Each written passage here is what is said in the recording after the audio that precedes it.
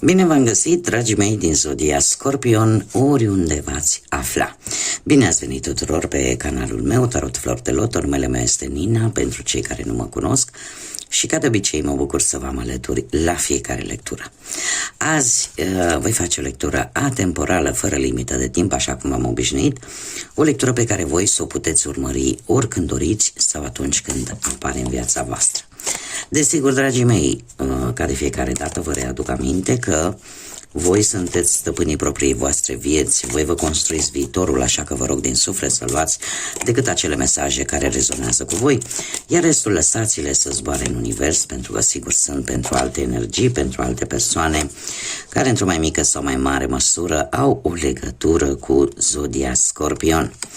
Așa că, dragilor, toți cei care aveți Soare, Lună, Venus, Ascendentul în Zodia Scorpion, atunci această lectură este de asemenea și pentru voi. Și în timp ce amestecam cărțile, mi-a sărit un mesaj pozitiv, dragilor. Unii dintre voi se pare că vor avea parte de un cadou. Poate să fie un cadou la modul practic, da, propriu, un cadou, să primiți un cadou, sau putem vorbi de un cadou din partea Universului, din partea divinității, ceva care va avea un rezultat favorabil. Da? Și în special, mai ales dacă vorbim de afaceri, dacă vorbim de, poate de o moștenire sau o dorință care în sfârșit devine realitate. Și acum, haideți să trecem la lectura propriu-zisă cu acest minunat oracol Sibila. Să vedem ce ne spune despre dragii mei din... foarte interesant. Dragilor, dragi, ați avut o perioadă de neîncredere, o perioadă de, chiar de furie, aș spune, pentru unii dintre voi, în care ați ținut cumva în voi, în care nu ați scos la modul verbal toată această furie pe care voi ați ținut-o în interiorul vostru, dar cumva ați arătat-o prin gesturile voastre, prin atitudinea voastră, prin acțiunile voastre. Acum, avem un personaj tânăr, brunet.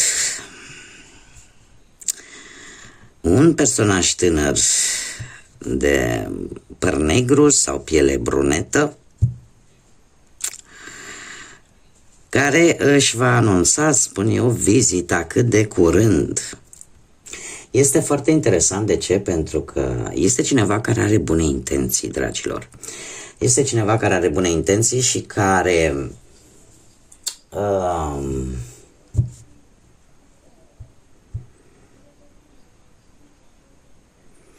cât de curând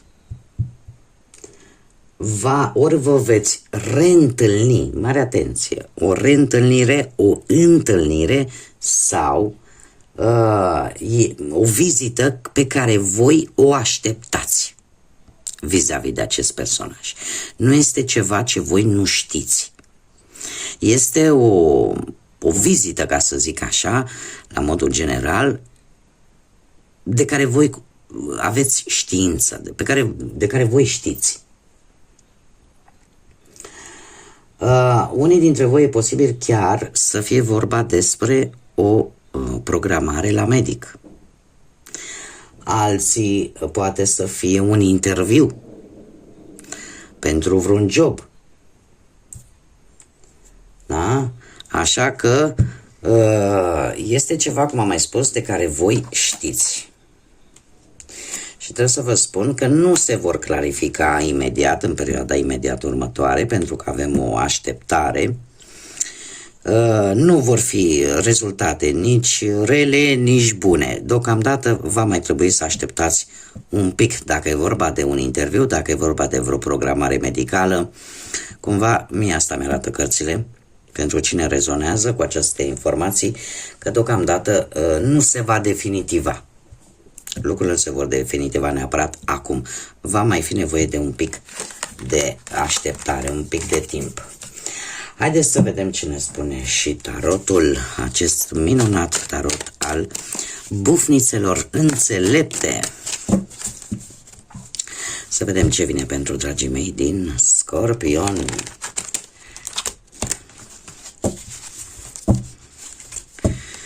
Ce vine pentru dragii mei din Scorpion.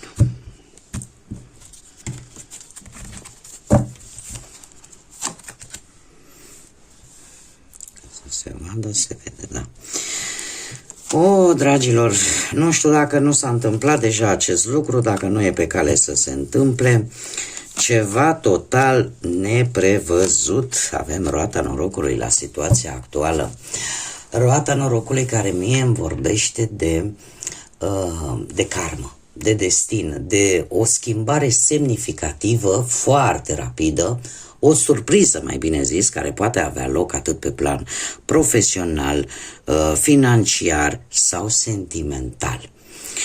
Acum, haideți să vedem, că nu pot să vă las chiar așa. Să vedem cum a fost. Da, se pare că un arcan major după un alt arcan major.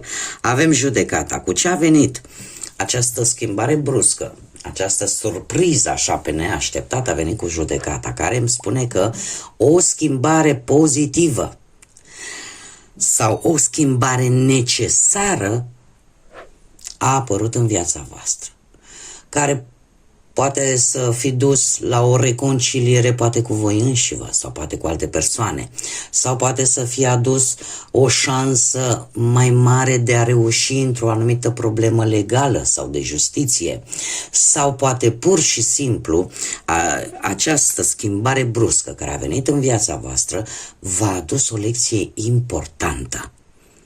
O lecție foarte importantă din care voi ați avut ceva de învățat. Cum de asemenea e vorba și de un apel foarte important. Dacă vorbim de muncă, se pare că efortul vostru e valoros, e valorat într-o manieră pozitivă. Singurul lucru de la care trebuie să fiți tare atenți la prejudecăți. Da, nu vă formați. Ori voi să nu vă formați o idee preconcepută față de o anumită persoană numai prin simpla sa înfățișare, fără să știți și alte lucruri sau ce se află în spatele respectivei persoane, sau voi la rândul vostru să nu fiți victima unor prejudecăți din partea altor persoane. Și încercați pe cât posibil să nu participați la acest gen de prejudecăți, mai ales în ceea ce privește viața voastră profesională, da, munca. Dacă vorbim de bani, cum am mai spus, documente favorabile, o schimbare foarte bruscă cu niște documente în favoarea voastră sau pur și simplu anumite lovituri de noroc, e adevărat, nu foarte mari, dar care e posibil să vă stabilizeze un pic situația financiară. Dacă vorbim de viață sentimentală, avem, pentru cei care sunteți într-o pereche, avem o stare de armonie, o stare de înțelegere venită în urma acestei schimbări bruște care a apărut în viața voastră și lucrul ăsta nu face decât să, pentru unii dintre voi, cum am mai spus, aduc armonie în relație și înțelegere, iar pentru alții să vă deschidă ochii și să vedeți dacă acceptați respectiva relație fix așa cum este ea sau poate faceți o schimbare de direcție. Pentru cei care sunteți singuri, se pare că această surpriză bruscă care a venit în viața voastră vă va împinge oarecum să încercați într-o manieră foarte sinceră de a reîncepe ceva din nou cu o veche iubire. Da? Acum, haideți să vedem ce nu este în favoarea voastră în următoarea perioadă și avem un 8 de cupe. Dragilor, voi la un moment dat veți avea acea tendință de a spune: domne, nu am obținut ceea ce eu mi-am dorit sau nu am primit pe măsura a ceea ce eu am dat. Și în felul acesta, tocmai din cauza decepției sau poate din teama de a nu distruge totul sau din tendința de a vă simți voi în siguranță, veți fi tentați să abandonați ceva care la momentul respectiv voi veți considera că nu vă mai folosește, dar se pare că, mare atenție, se pare că nu este tocmai în favoarea voastră această decizie, indiferent de ce aspect al vieții vorbim, că vorbim de muncă, că vorbim de bani sau de viață sentimentală, așa că gândiți-o de mai multe ori înainte de a lua această decizie. Paradoxal, la polul opus, ceea ce este cumva în favoarea voastră este un 5 de bâte.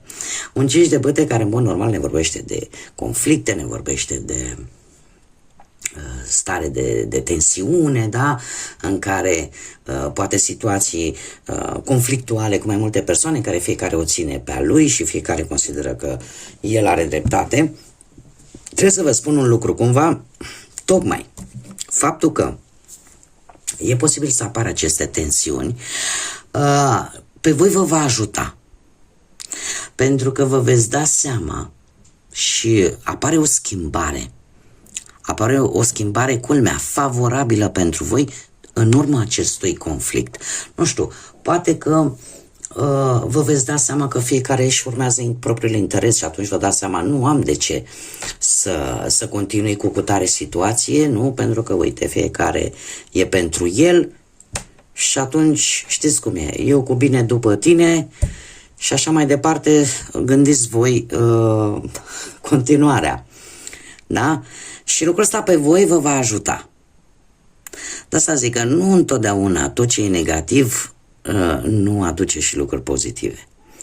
Așa că ce este în favoarea voastră în următoarea perioadă? Faptul că chiar dacă alții poate joacă murdar, voi veți continua să vă faceți treaba bine și în același timp veți analiza în profunzime pe fiecare în parte. Și vă veți da seama, știți cum e, că omul la nervi spune adevărul, și vă veți da seama de fapt cam cum trebuie să procedați sau cum trebuie să vă comportați cu anumite persoane. Mergem mai departe.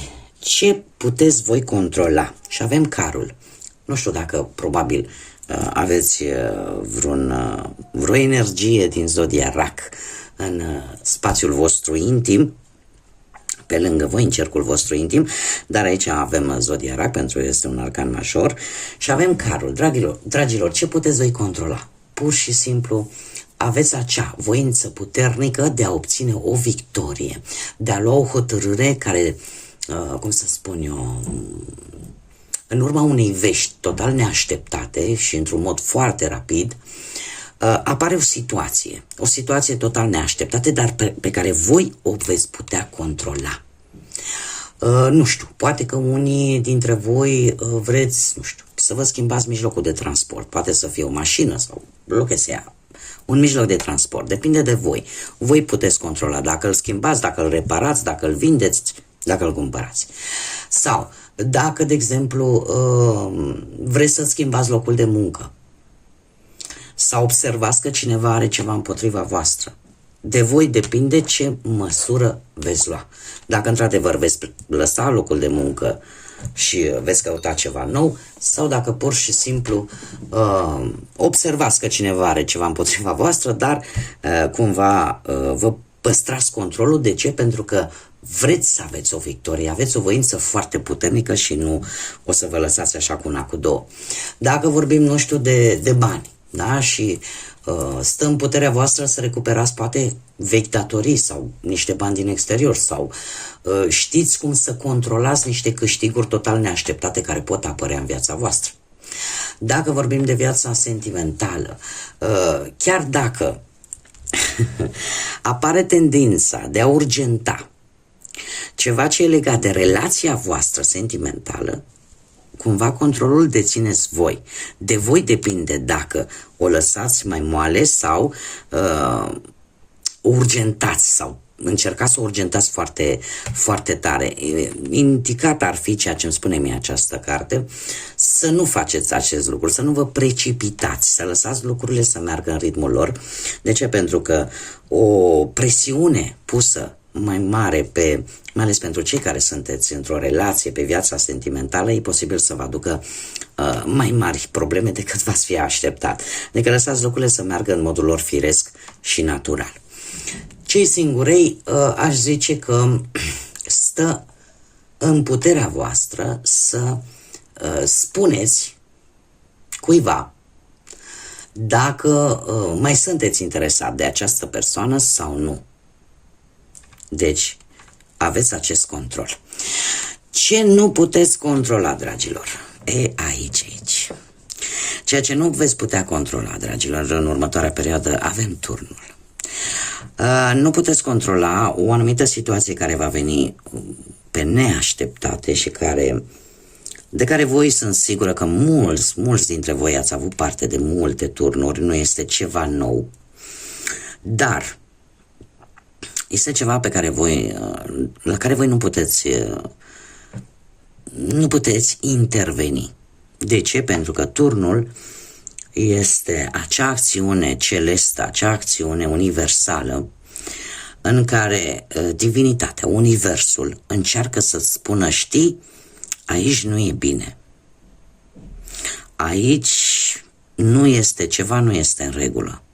Sau aici trebuie să lucrezi. Acum sunteți mulți dintre voi care urmăriți, și nu numai la mine, probabil că și pe alte canale, și în momentul în care auziți că și vedeți, apare turnul, Doamne, e dezastru. Haideți să vă spun un lucru. Turnul poate să ne vorbească de o anvergură mare, clar, adică ceva care să fie, îmi cer scuze pentru lătratul câinelui, nu este al meu, e al vecinului. Deci, turnul poate să ne anunțe de o schimbare radicală, de amploare, dar de asemenea ne poate anunța și de ceva mult mai mic ca și amplitudine, ca și efect negativ. Cert este că, indiferent de intensitatea acestei schimbări care vine brusc în viața voastră, voi veți vedea exact ceea ce este putred, ceea ce este stricat în viața voastră și la care va trebui să renunțați. Indiferent că pe unii dintre voi poate afecta, desigur, negativ, îi poate afecta într-o mai mică sau mai mare măsură.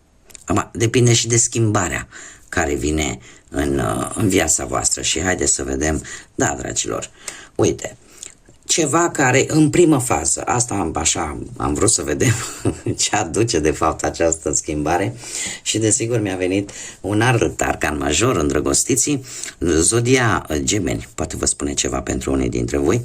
Ce trebuie să vă spun? Că ceea ce se va întâmpla total pe nepusă masă, pe voi vă va pune în situația de a lua o decizie importantă și în mare parte pe parte sentimentală. Dar nu numai. Puteți avea de luat o decizie importantă pe orice aspect al vieții, fie el profesional sau financiar. Și nu numai sentimental. Acum, ce decizie? E o decizie pe care voi o veți lua cu inima. Da? Și unii dintre voi chiar veți face un compromis foarte important. Un compromis foarte important. De ce? Pentru că voi sunteți dispuși la schimbare. Și sunteți dispuși să comunicați. Ceea ce nu este rău. Exact cum v-am mai spus. Este o lecție din care voi veți avea de învățat și nu știu dacă din păcate sau din fericire, dar marea majoritate și în general zodia Scorpion, cum am mai spus-o poate și în alte dăți, este acea zodie care parcă nu prea are parte de acea potecă lină și ușoară. De obicei are multe de îndurat de-a lungul vieții și are parte de foarte multe turnuri. Haideți să vedem un mesaj pentru viața sentimentală, să vedem dacă e pentru... Dragilor, eu cred că e valabil atât pentru cei care vă aflați într-o pereche, cum de asemenea și pentru cei care sunteți singurei. De ce? Pentru că îmi vorbește de pasiune. Și îmi spune în felul următor, lasă inima și sufletul să cânte de bucurie. Asta ce înseamnă, dragilor, simțiți nevoia că trebuie să iubiți, simțiți nevoia că trebuie să vă manifestați. Nu mai rămâneți închiși în voi. Lăsați-vă purtați de ceea ce voi simțiți, pentru că o faceți într-o modalitate foarte intensă. Da, zodia Scorpion e recunoscută pentru pasiunea și felul în care poate iubi, intensitatea și emoția pe care o emană atunci când există iubire și fiți pasionali. Da? Nu lăsați ca aceste turnuri să vă compromită felul vostru unic de a fi. Și haideți să vedem și un mesaj general din acest oracol al pădurii mistice pentru dragii mei din Scorpion. Nu pune presiune pe tine, dragă Scorpionule. De ce? Pentru că atunci când tu vrei mai mult, nu trebuie să te împingi tu pe tine sau pe alții să facă mai mult. Deci, dăruiește-ți ție însuți ceea ce tu ai mai curat. Și viața, imediat, îți va răspunde la eforturile pe care tu deja le-ai făcut. Este de fapt și de drept un mesaj destul de simplist în care ți se transmite faptul că nu trebuie să mai pui presiune pe tine. Este momentul să iei o pauză, este momentul în care practic ar trebui să te odihnești.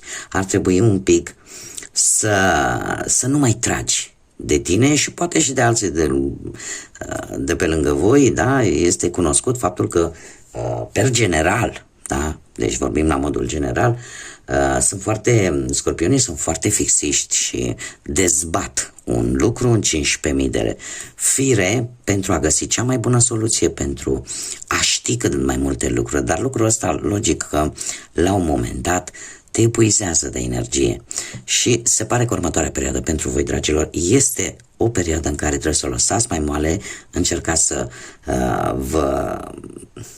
să nu mai puneți atâta presiune pe voi și pe nimeni pe lângă voi, pentru că viața se pare că îți va răspunde la eforturile pe care voi le-ați făcut până acum. Bun, dragii mei, cam atât am avut pentru voi de data aceasta. Eu vă mulțumesc pentru atenție, vă mulțumesc pentru răbdare, în special, dragilor mei abonați, pentru răbdarea pe care voi ați avut în ultima perioadă, când eu nu am putut publica din motive pur medicale. Sper să mă pun pe picioare și să nu mai existe astfel de pauze, în special pentru mine, pentru că îmi doresc să mă mențin cât mai sănătoasă și să fiu ca de fiecare dată alături de voi. Până data viitoare, când ne vom reîntâlni, eu vă doresc din tot sufletul să aveți parte de multă energie pozitivă, să aveți parte de liniște și pace. Și până data viitoare, când ne vom revedea, numai bine și să fiți iubiți, dragilor.